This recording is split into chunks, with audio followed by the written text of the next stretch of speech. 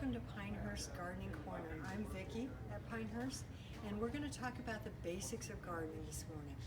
And when you start gardening, the most important thing to think about is your soils. You need to always want to build your soil up. A good soil turns out to be a good garden. And here in our area, we have clay soils. Clay soils are really tight knit. They are, when they're wet, they're sticky. When they're dry, they're really hard. When the moisture content is really good in it, is the best time to work them. But with no air pockets in that soil, the roots of your plants need air as much as they need water. So to improve your soil, what we do is we add organic matter, and that helps loosen the soil. A good way to get organic matter into your soil is if you have leaves in the fall, or your neighbor has leaves and they don't want them and they're willing to give them to you, take them and put them on your garden area and till them in the fall. And it's the reason you till them in the fall is because over the winter time they break down, and then in the spring they're all composted and ready to go when you plant your plants. There are other ways you can add organic matter too. We have a product that we use a lot. It's called Glacier Gold Compost, and it's ready to go. And you can add that at time of planting. You can add that in the spring and mix it into your soil. And it's a good organic compost that will help loosen it. Another thing we use sometimes is soil pep. And soil pep is a ground up bark. I like it because it stays chunky in the soil and helps get air into it. Another thing that is great to use on your soil is soil activator.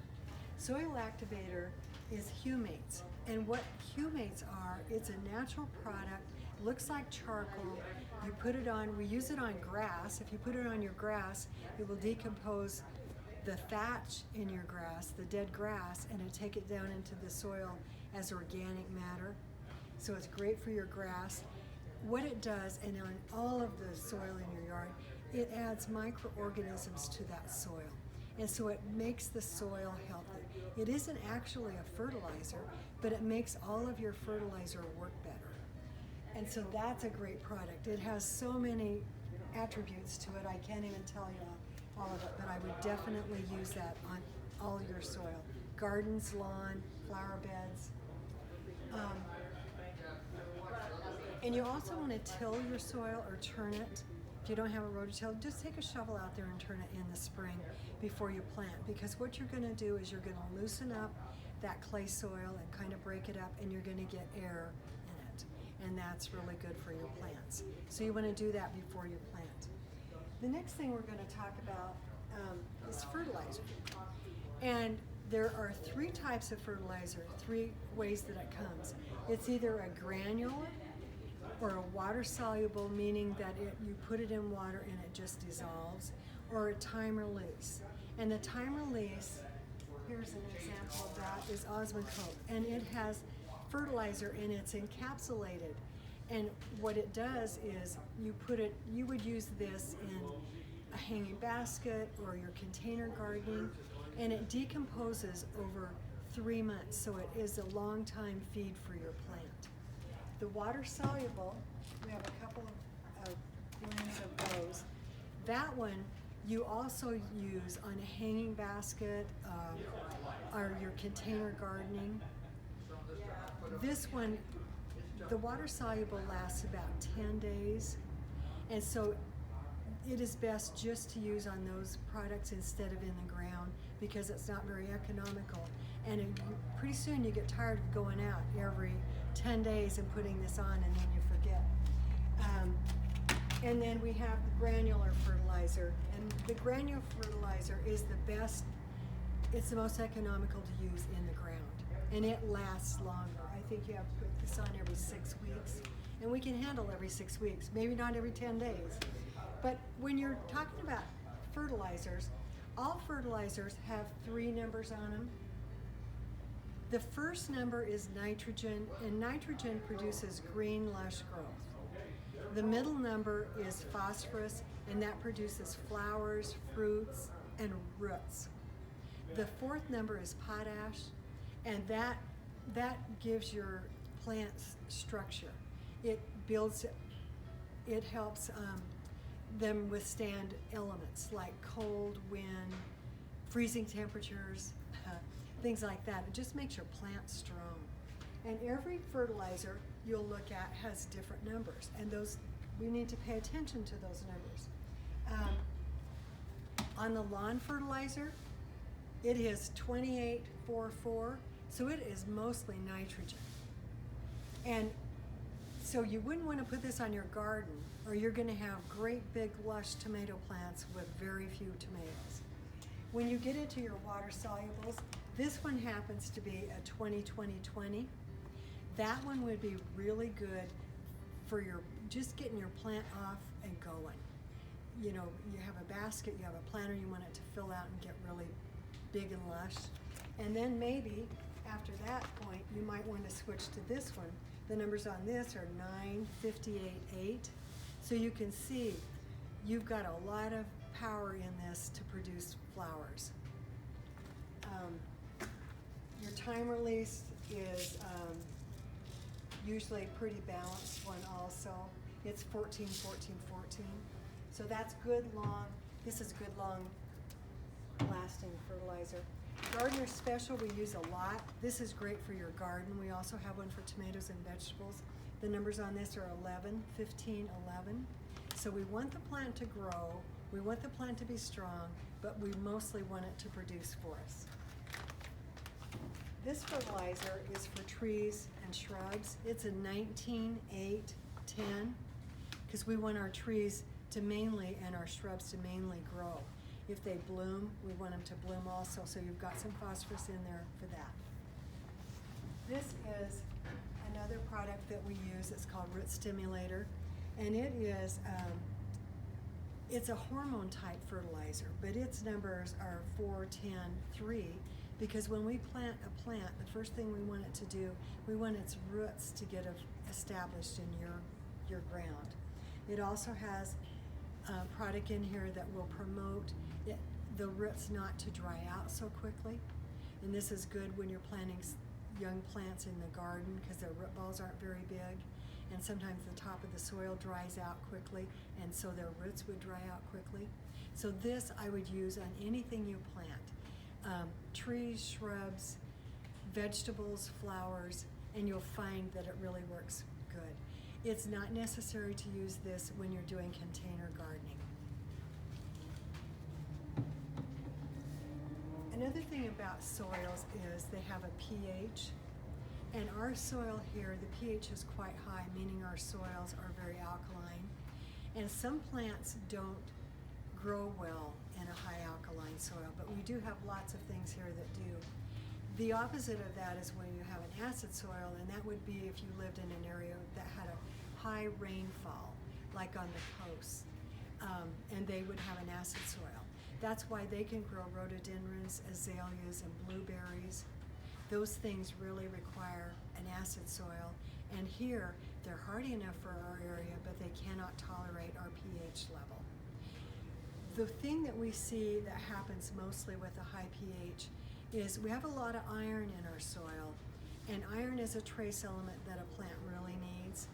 But when the pH gets so high, that iron gets locked up and it can't release to the plant. And the symptom you're going to see that's an iron deficiency is you'll see a yellow leaf with dark green veins, and that's telling you that you need to get this plant some iron. If it's really severe, it'll burn around the edges. And we have a product, we have it in a couple sizes. This is a really good red iron. This one iron is formulated to work in a high pH soil. That's the only one that we've found that really does. Even though you buy chelated iron, the chelated iron gets tied up in that high pH. This one works. It's long lasting. Your plants will love it. And if you have a plant that continually gets iron deficient, you're going to have to add that to the soil, you know, every year, maybe in the spring and in the fall, or wherever you see the soil deficiency, because it's going to be a reoccurring thing. That's nature. The other thing we can do with a high pH soil is you can add sulfur. And what sulfur does is it lowers the pH. So if you add lime, lime raises the pH, sulfur lowers the pH. So we have a lot of products, including some of our fertilizers, that have sulfur in it to do just that. So a combination of sulfur and a good iron will really correct those iron deficiencies. When you're thinking about gardening, and there's plants go from needing full sun to total shade. If a plant calls for full sun, that's about 5 or 6 hours of sunlight. It doesn't have to be sun up to sundown, but 5 to 6 hours is what we consider full sun. And then you go to part sun, then you go to part shade, and then you go to full shade. There's not too many things that grow in full shade, but there are some that do that. So when you're planting maybe a vegetable garden is going to do the best if you have it in a really sunny location, that it gets at least a half a day of full sun, and then it will probably do better for you. There are some vegetables that don't need as much sun, and we have charts here that show you that.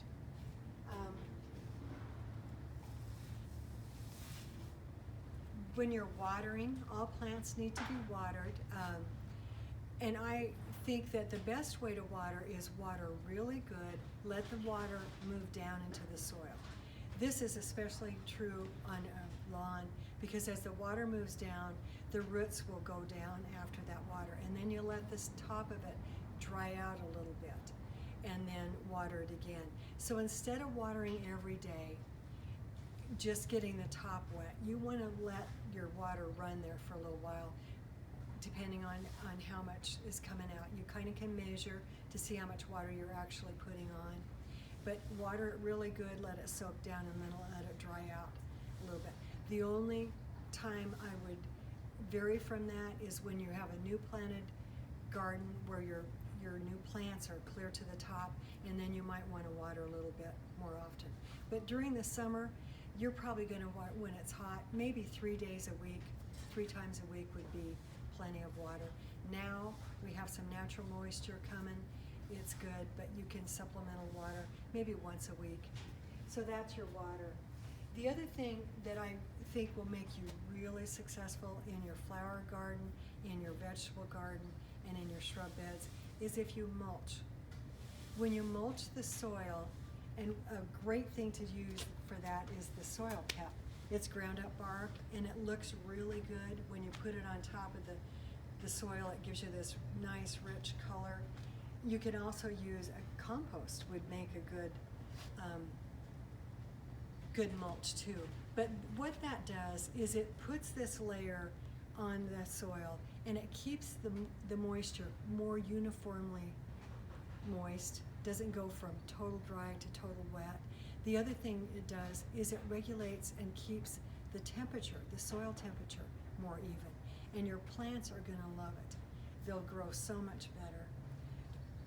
When we're talking about soils, the other thing too is when you're doing a raised bed garden, we have a raised bed garden mix that works really good in a raised bed garden.